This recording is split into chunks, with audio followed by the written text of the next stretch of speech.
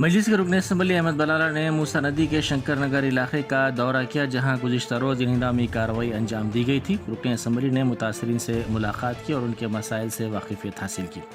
रुकन असम्बली ने मुतासरीन को दिलासा भी दिया। गुज़िश्ता रोज़ मजलिस के वफ्द ने प्रिंसिपल सेक्रेटरी बल्दी नज़्म व शहरी तरक्की दाना किशोर और मूसी रिवर डेवलपमेंट कॉरपोरेशन के मैनेजिंग डायरेक्टर से मुलाकात करते हुए उनको याददाश्त पेश की थी और दोबारा सर्वे करवाने के लिए नुमाइंदगी की थी।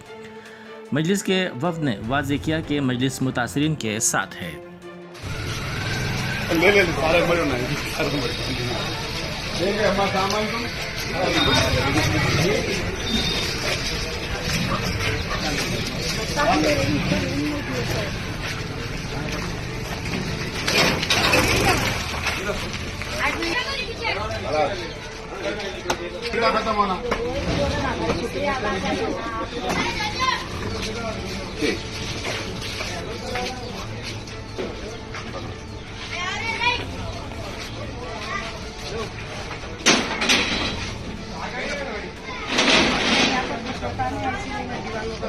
यहाँ दीवार मैं बोला वरना नोट करो क्या बाउंड्री उठा देंगे अपन वहाँ से बाउंड्री उठा देंगे। हाँ